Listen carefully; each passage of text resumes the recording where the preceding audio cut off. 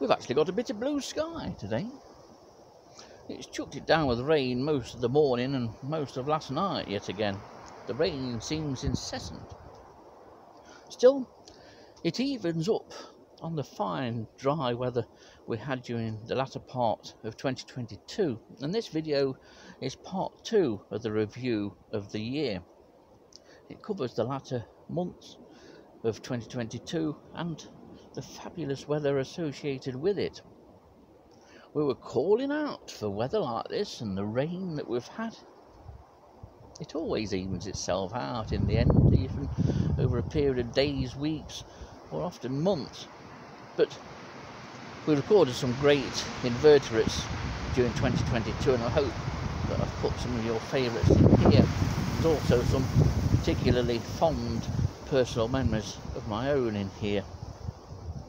Hopefully it's another hour of your life that you won't regret wasting. I certainly hope so.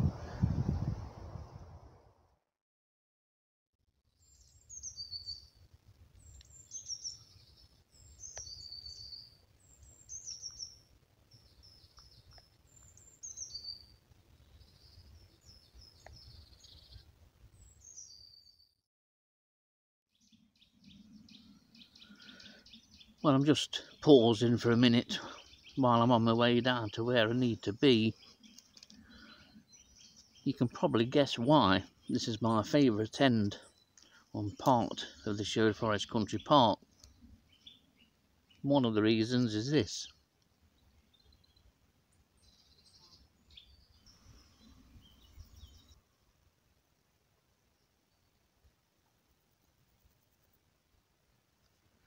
Well, as you can see from the scene behind me, this is quite a daunting task that I've set myself. Let's just hope the moth is present. It should be present, but finding it in all this isn't as easy as it may seem, even for a moth that is bright green and conspicuous in flight. There's very little in the way of nectar-bearing flowers as well, so any chance of seeing this moth may well be purely down to just flushing it from the grass. The food plant of the larva is sorrel, and there's pretty much as much sorrel as there is grass here.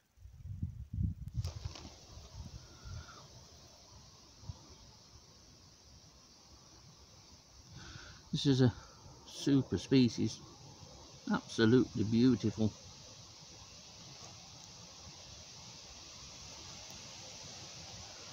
These used to go down really well in the days when Dennis and I used to have mini bees events at the Sherwood Forest Visitor Centre.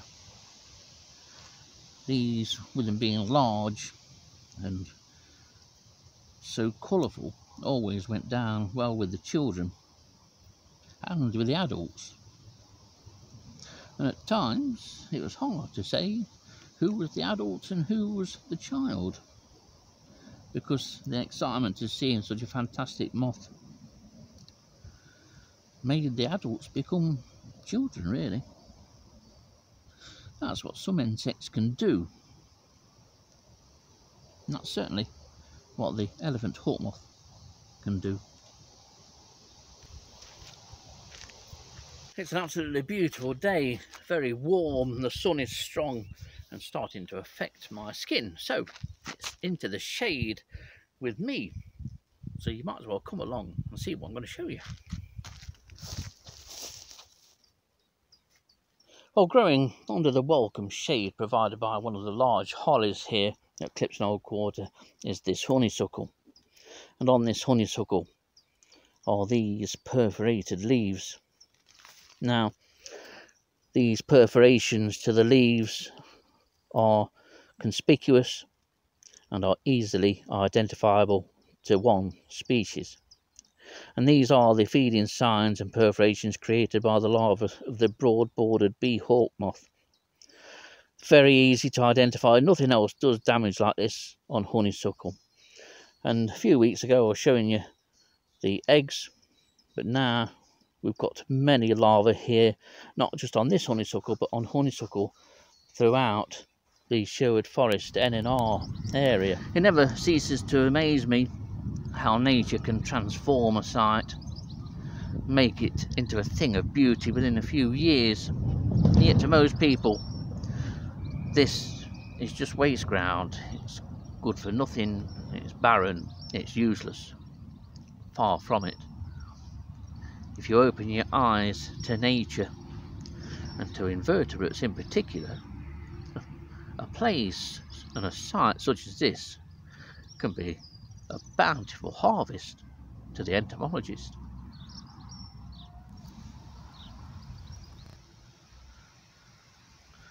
And now you can see the difference between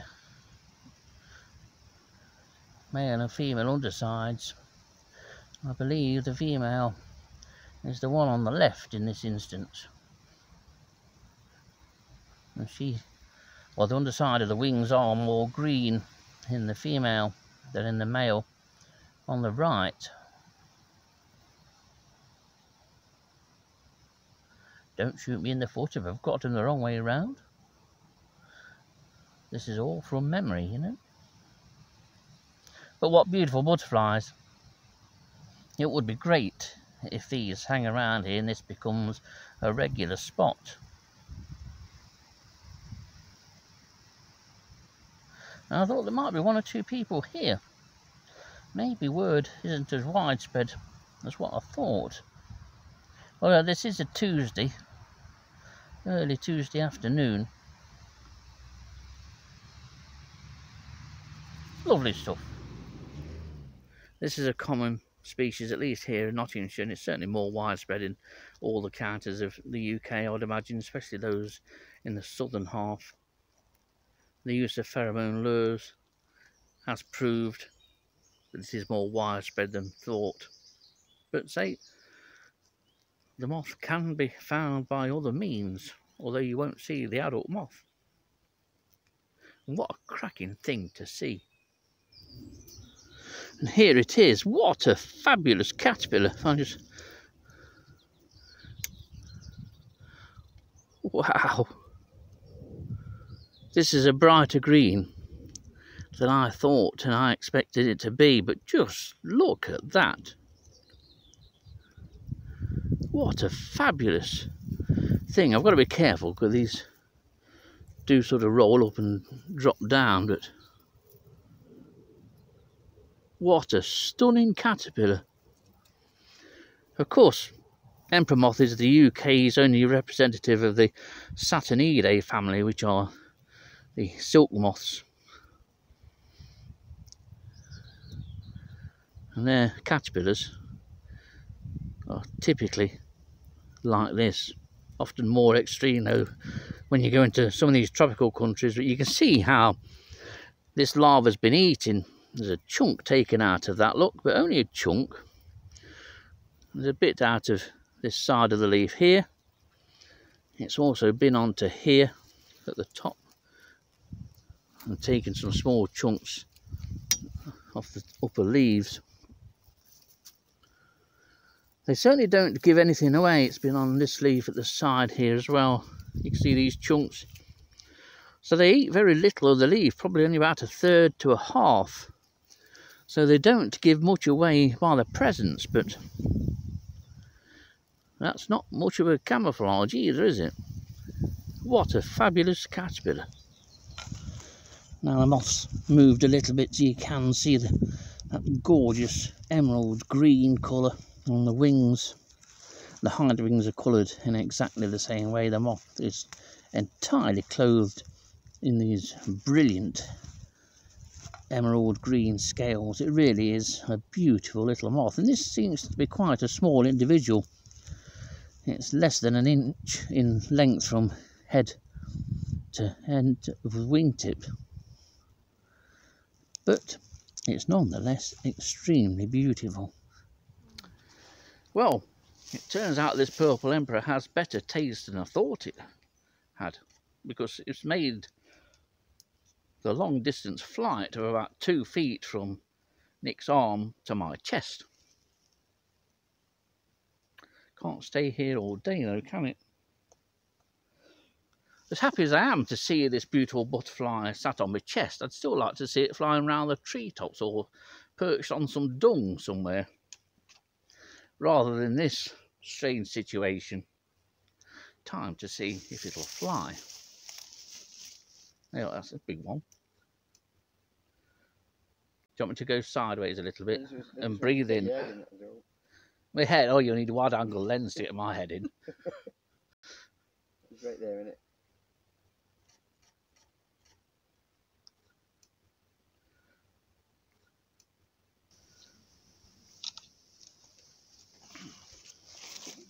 So when they're clean, aren't they?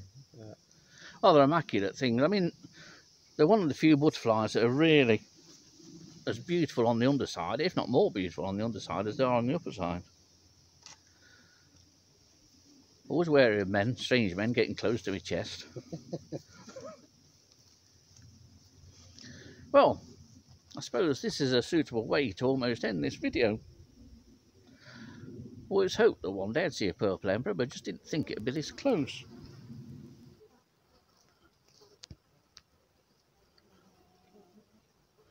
This one's allowing unusually close approaches. Two down somewhere. One was quite close to this one. And looking at the underside of this, you can't see it from this angle unfortunately, but I daren't move the camera.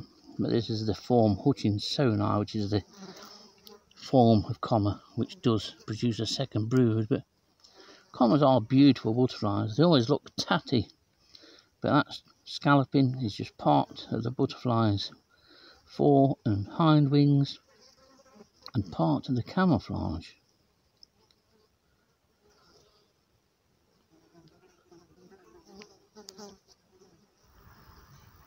And here is the end to that long quest of mine to find the larva of the hummingbird hawk moth, and this is an individual that looks pretty much full grown to me. It's over 2.5 inches in length, a lovely sort of pale green with that white stripe running laterally down the side, and then a pale lemon yellow stripe further down. The spiracles you might just be able to make out are black, but I can't express how much finding this actually means to me, to end all those years, those hoped for years in which I might get to find one of these larvae in Nottinghamshire. The only time I have seen larvae of hummingbird hawk moth was somewhere in Switzerland. I think it was against Muren, top of the Lauterbrunnen Valley, and was able to watch a female deposit 2 eggs on lady's bedstraw growing there. And I brought those back and reared them, got them through to pupation, but no adults ever emerged. However, I've seen hundreds of the adults, and it's the larvae that I've always wanted to find. And who would have thought that I'd have found one on a former pit top site? But here at Sharbrook, on this eastern bank, there is lots of ladies' bedstraw growing in amongst the grass. It looked the ideal site, but hummingbird hawk moth females can be particularly choosy about on which plants they lay. But thankfully, one female stopped to deposit her egg on this plant, and here is the result of that egg.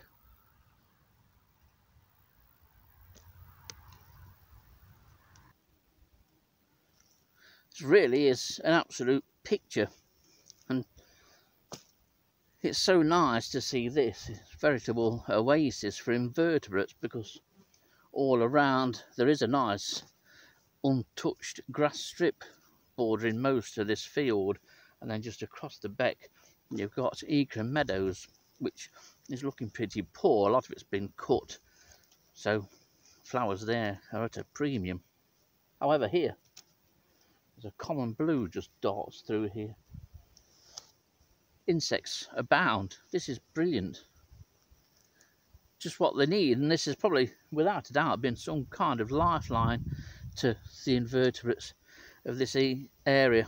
And this area being Kersal, which is a little village just over there, and then Ekring, which is about a mile or so down the road. The meadow brown flits through, but there is a lot of stuff here.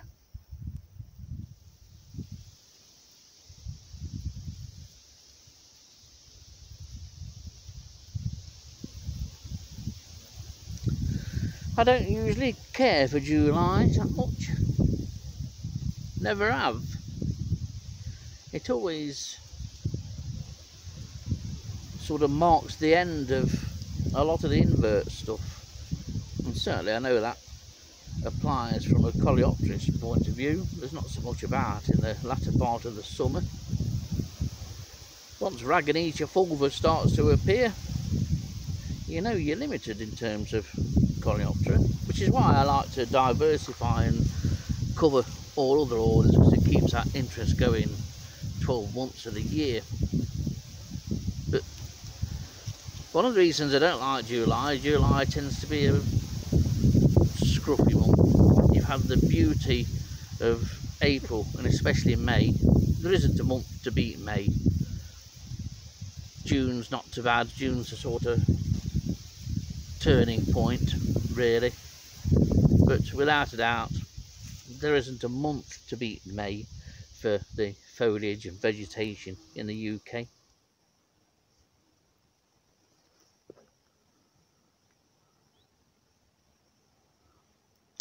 I often say to people that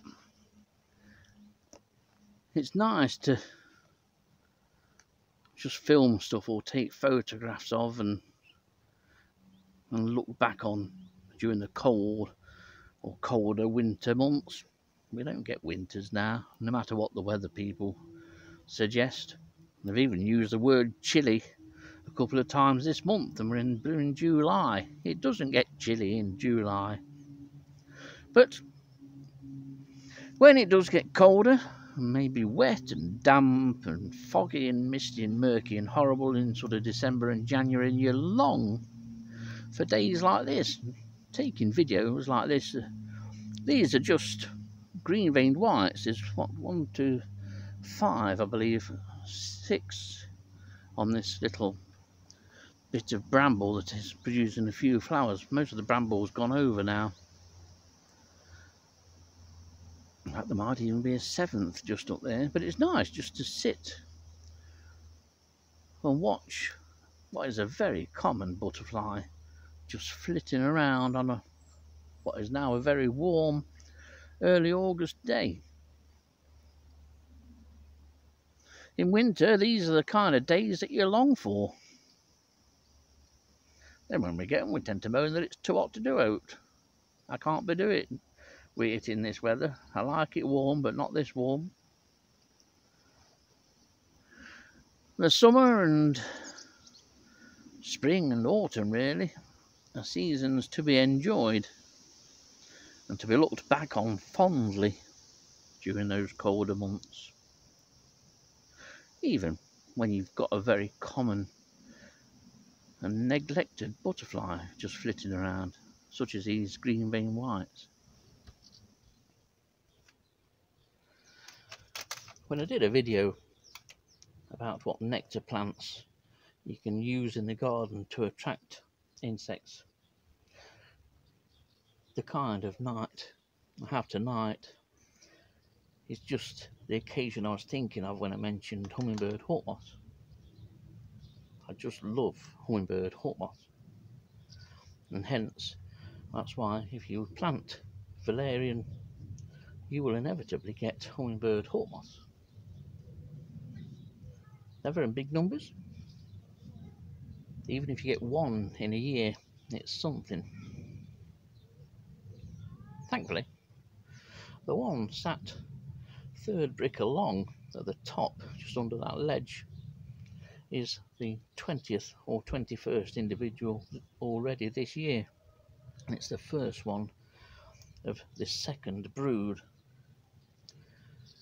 The good thing about hummingbird hawk moths on the 2nd brood is that they're a bit more sort of laid back than the spring lot. Those in spring are almost on acid. Everything's in a rush for them. This one's far more laid back, and they tend to stay for several days at a site. This one, say, as I mentioned, is its 3rd day, and I expect that it will be here for much of tomorrow. Look, when you get to this second brood, they fly slower. They're less inclined to dart off, never to be seen again.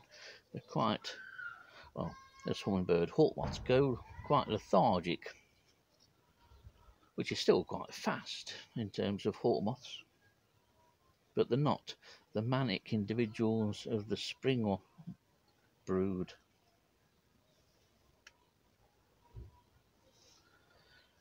We've got about a quarter of an hour to go yet before that one descends off the wall for its evening feed or supper. I wouldn't be surprised to see two, but it's nice to have the one. It's just finding something to do while waiting for that one to come down.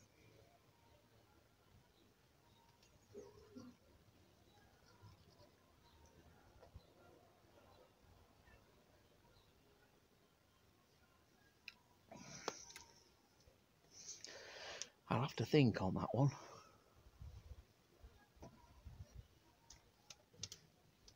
Quite a lot of thinking. And there you can see it's better now from above, now that it's just turned round a bit. Various shades of brown. There's a broad stripe which is black running along from the eye and down the side of the pronotum. On the upper surface, the dorsally, the head and the pronotum are the same colour, that sort of olive brown. The wing cases are a lighter brown. There's probably some sort of veining pattern on there, I would expect so. And then the top of the abdomen is a very dark brown. I'm well chuffed with this. I thought if I managed to get a shot it would be a fleeting glimpse.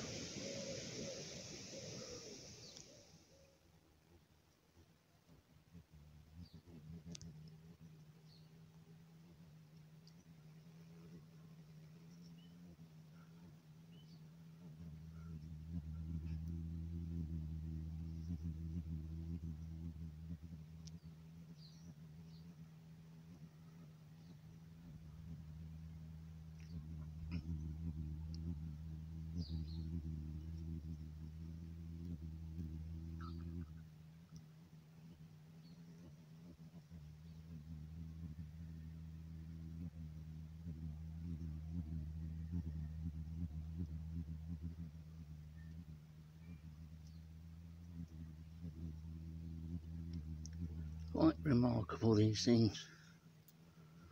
They are stunning. So then, a wild convolvulus hawk moth larva in sunny Nottinghamshire. Sunny and breezy Nottinghamshire. Bulket, to be exact. Who'd have thought it, eh? 2 or 3 days ago, I wouldn't have thought it. I never expected it. Say, convolvulus hawk moths arriving in Nottinghamshire and inland in spring are rare. It has to be a really good invasion year anyway. But I'm not aware of any convolvulus hawk moths being reported a couple of months ago, or probably only a month ago. These grow at a very fast rate, so even allowing for conditions outside, this is probably laid as an egg a fortnight ago. So thinking about that, it wouldn't have been a moth from spring after all. This would have been a migrant arriving in Nottinghamshire probably about the middle of August.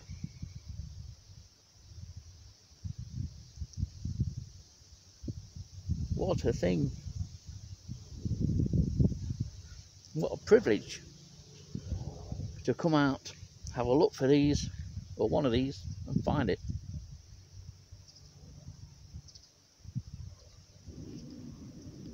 Now on the dead grass stem that runs sort of 4 o'clock to 10 o'clock angle through the centre of the screen is clinging this short-winged conehead.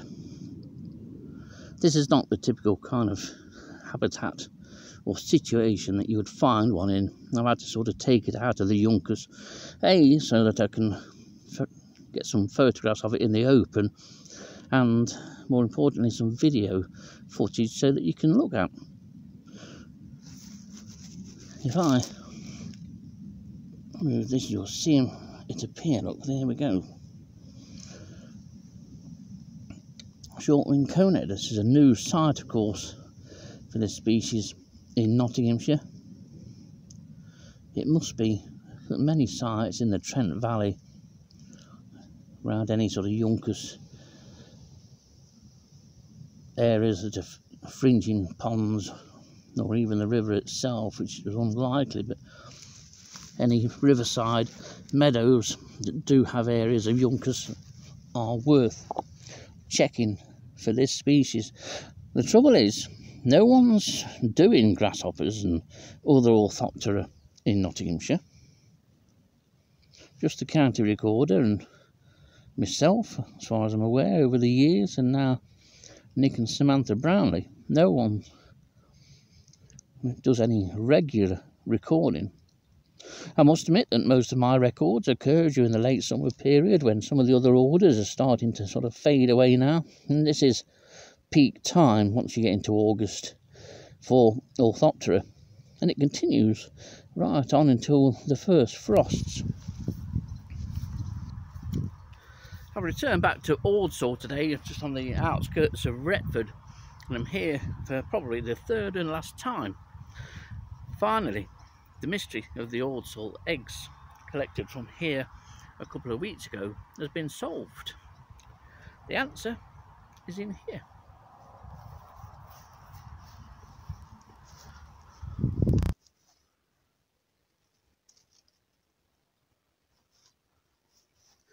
It's quite a magnificent spectacle, autumn colour. Varies from tree to tree, and even tree to tree of the same species as along this hedgerow here. I could have walked along this and picked up 100 or more different shades. Got everything from your normal green hawthorn leaf, this lovely golden yellow, where the yellow becomes reddish and orange, and then finally this deep purple leaf. Quite remarkable. It's a fabulous thing, autumn colour. Something you need to appreciate if you don't already. If you forget that it marks, in such a triumphant way almost, the end of summer, and hopefully a successful fruiting summer. It's worth appreciating autumn. Don't just mean it's going to get cold and foggy and wet and that. Doesn't always happen. Can have some beautiful autumns, and of course the seasons just roll from one into another now. It's not sudden, or relatively sudden, how it used to be when I were a lad, of course. It's very different now. More than likely, given some decent weather, there will still be a lot of this hedgerow that'll still be in green leaf, or still have a lot of leaf on in a month's time.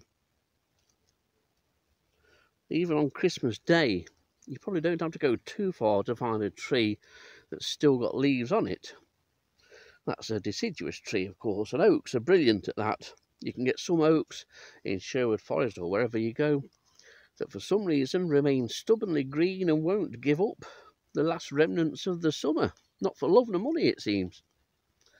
Others are a bit weak and limp and just give up the leaves like that. Either way, autumn's a cracking time. Do you know, it's nigh on nearly 40 years since I last laid in this little triangular field. 40 years! That's incredible. It's 2/3 of my life ago. It has changed, but you'd expect it to change in 40 years. Everything's grown, including me.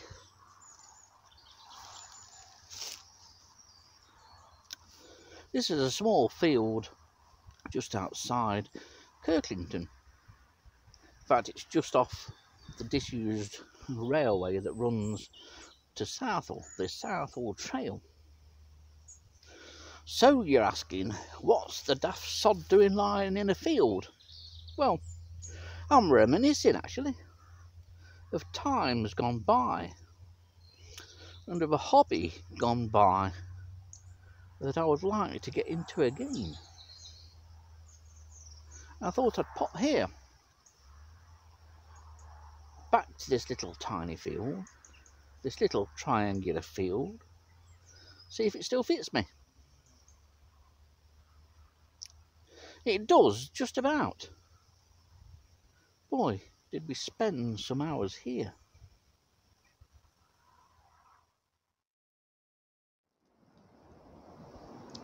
Well, there we are. Best part of an hour later, and you see I'm still propping up this lonesome pine here in Sherwood Forest. If I move, it'll fall down. But what a great year 2022 was, and here's looking for further records and memories in 2023. And let's hope for some warmer weather soon.